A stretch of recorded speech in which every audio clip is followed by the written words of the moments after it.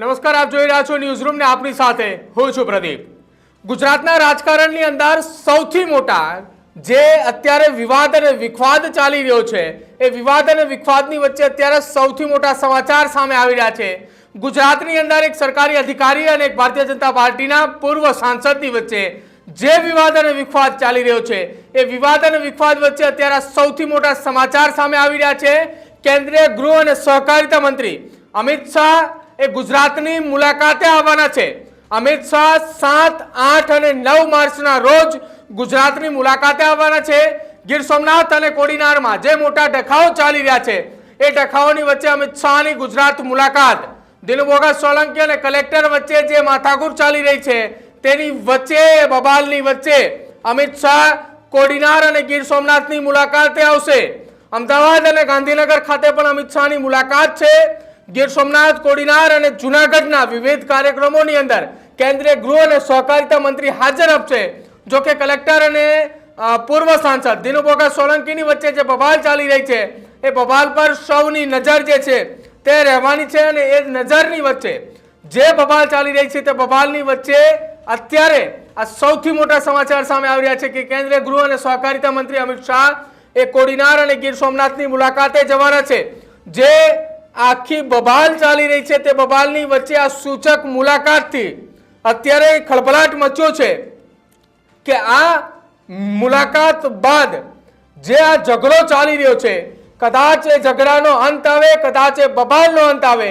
કેમ કે જે બબાલ અને વિવાદ અને વિખવાદના કારણે ગીર સોમનાથના કલેક્ટરને વિરુદ્ધમાં મોટા કૌભાંડના આક્ષેપો સાથે રાજકોટ કલેક્ટર કચેરી ખાતે રજૂઆત સાથે આવેદનપત્ર આપવામાં આવ્યું હતું। જો કે આખા આ મામલે હજુ આ વિવાદ અને વિખવાદ એ ધીરે ધીરે સતત વધી રહ્યો છે।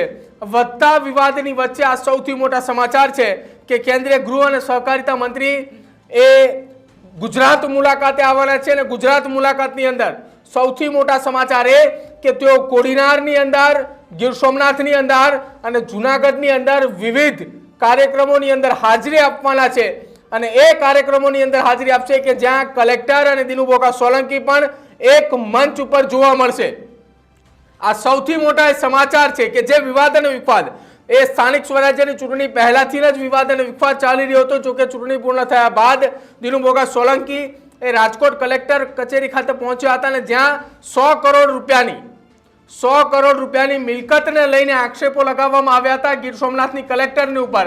અને હવે આક્ષેપોને બાદ કેન્દ્રીય ગૃહ અને સહકારિતા મંત્રી ગીર સોમનાથ, કોડીનાર અને જૂનાગઢની મુલાકાતે આવવાના છે, કાર્યક્રમોની અંદર હાજરી આપવાના છે। જો કે આ સૂચક હાજરી થકી આ વિવાદનો અંત આવે તેવી શક્યતાઓ હવે ક્યાંક લાગી રહી છે।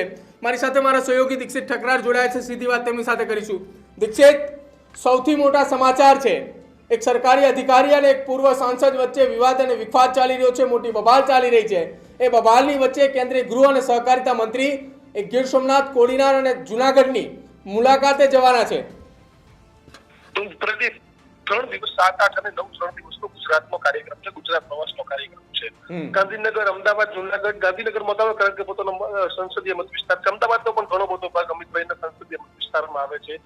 પણ કોડીનારની અચાનક સૂચક મુલાકાત, કારણ કે એક બાજુ જે રીતે વિખવાદો ચાલી રહ્યા છે, કલેક્ટર અને તેની સાથે દિલુભોગા સોલંકી બંને આમને સામને છે, એટલે એક બાજુ દબંગ અધિકારી છે તો બીજી બાજુ દબંગ નેતા છે।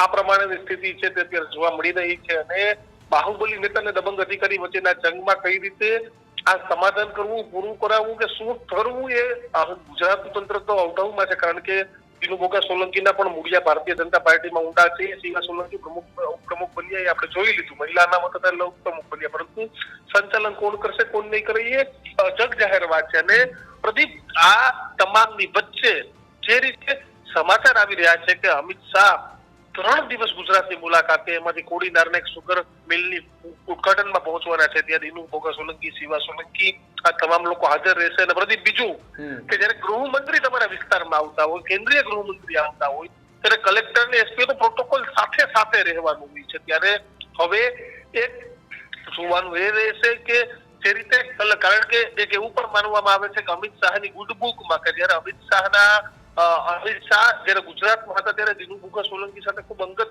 સંબંધો છે તે હતા। કોડીનાર આવન જાવન વારે ઘડીએ કરતા હતા અને દિલ્હી જતા રહ્યા છતાં પણ અમિત શાહ પોતાની કોર ટીમને ક્યારેય નથી ભૂલતા અને આજે હવે એ સંકેતો મળી રહ્યા છે કે આ ઘટનામાં હવે ઘીના ઠામમાં ઘી પડી જાય તેવી શક્યતાઓ દેખાઈ રહી છે, કારણ કે અમિતભાઈ પોતે કોડીનાર જઈ રહ્યા છે. સુગર મિલનું ભલે ઉદઘાટન હોય, પરંતુ સ્વાભાવિક છે કે દિનુ બોગા સોલંકીએ ઉપર સુધી વાત પોતાની પહોંચાડી છે.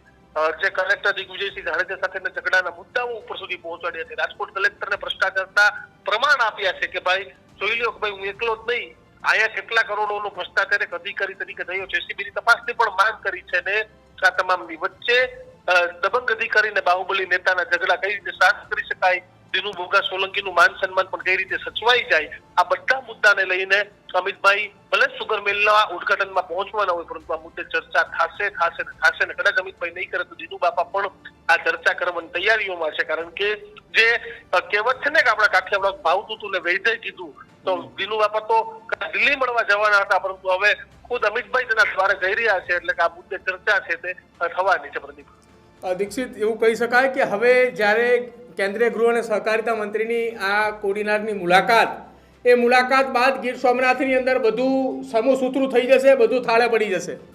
જો પ્રદીપ, એવું કહી શકાય એવું બિલકુલ સ્થિતિ નથી, કારણ કે દિનુ બોગા સોલંકી પણ અત્યારે સીધે ફરાયેલા છે. તો સામે કલેક્ટર દિગ્વિજયસિંહ જાડેજા પણ એક પ્રકારની સ્થિતિ છે, કારણ કે એક બાજુ દિનુ બોગા સોલંકીના આરોપો તો બીજી બાજુ દિગ્વિજયસિંહ જાડેજાની કામગીરી કે જે રીતે ધંધાઓ બંધ કરાવવા છે, ઉપર કાર્યવાહી કરવી, એટલે આ બધું છે.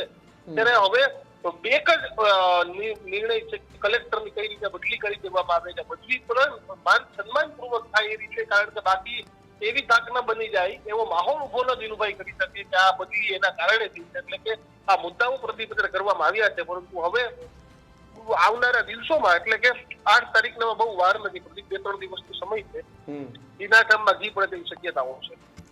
બિલકુલ દીક્ષિત, આભાર અમારી સાથે જોડાવા બદલ. તો કેન્દ્રીય ગૃહ અને સહકારિતા મંત્રીએ 3 દિવસીય ગુજરાત મુલાકાતે છે, પરંતુ એ 3 દિવસની ગુજરાત મુલાકાતની અંદર સૌથી પહેલી મુલાકાત એ કોડીનારની રહેશે અને કોડીનારની મુલાકાત ઉપર સમગ્ર ગુજરાતના રાજકારણની એ નજર રહેશે, કેમ કે જે કોડીનારની અંદર એક સરકારી અધિકારી અને સાથે સાથે એક ભારતીય જનતા પાર્ટીના પૂર્વ સાંસદ અને કેન્દ્રીય ગૃહ અને સહકારિતા મંત્રી અમિત શાહની જે ગુડ બુકની અંદર જે વ્યક્તિનું નામ છે એવા દિનુ બોગા સોલંકીની વચ્ચે જે વિવાદ અને વિવાદ ચાલી રહ્યો છે, જે બબાલ ચાલી રહી છે, આ બબાલનો ક્યાંક સુખદ અંત આવે તેવી શક્યતાઓ લાગી રહી છે, કેમ કે સૌથી મોટી સૌ કોઈની નજર એ માત્ર ને માત્ર આ ઘટના સંદર્ભ છે. ભલે કોડીનારની અંદર સુગર મિલનું ઓપનિંગનો કાર્યક્રમ હોય, પરંતુ નજર એ સૌ કોઈની આ વાત ઉપર રહેશે કે શું ગીર સોમનાથ જિલ્લાના કલેક્ટર અને દિનુ બોગા સોલંકીની વચ્ચે સમાધાન થાય છે કે કેમ.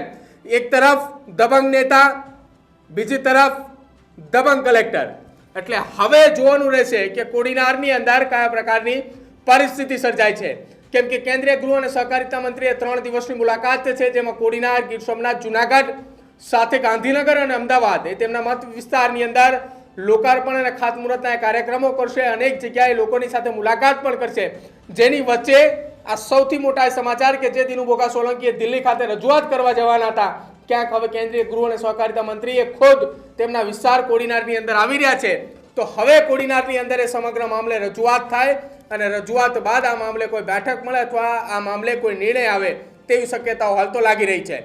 બીજી તરફ સૌથી મોટી સમાચાર અને સૌથી મોટી માહિતી એ છે કે જે દિનુ બોગા સોલંકીએ રાજકોટ કલેક્ટર કચેરી ખાતે કલેક્ટરને જે ભ્રષ્ટાચાર સહિતના જે પુરાવા આપ્યા હતા તેને લઈને આખો આ વિવાદ અને વિવાદ વધુ વકર્યો હતો, બબાલ પણ મોટી સર્જાઈ હતી. જ્યારે બીજી તરફ હવે કલેક્ટર એ દબાંગ કલેક્ટર અને બાહુબલી નેતા વચ્ચેની આ જંગ છે, એ જંગ એ સમગ્ર ગુજરાતનું રાજકારણ જાણી રહ્યું છે. ત્યારે હવે જોવાનું રહેશે કે આ જંગ એ સમૂહ સૂત્રું પાર પડે છે, ઘીના ઠામમાં ઘી ઢોળાય છે કે પછી આ વિવાદ અને વિવાદ એ થોડા દિવસો બંધ રહ્યા બાદ ફરી એકવાર ક્યાંક સામે આવે છે. તમારું શું માનવું છે આ વિવાદ અને વિવાદની વચ્ચે કેન્દ્રીય ગૃહમંત્રી અમિત શાહની એ કોડીનાર મુલાકાતને લઈને? શું આખી આ ઘટનાની અંદર ઘીના ઠામમાં ઘી પડશે કે પછી આ બબાલ જે છે તે હજુ પણ વધુ વગેરે તેવી શક્યતાઓ છે? તે ખાસ અમારા કમેન્ટ સેક્શનની અંદર જરૂર જણાવજો. જોતા રહેજો ન્યૂઝરૂમ. નમસ્કાર.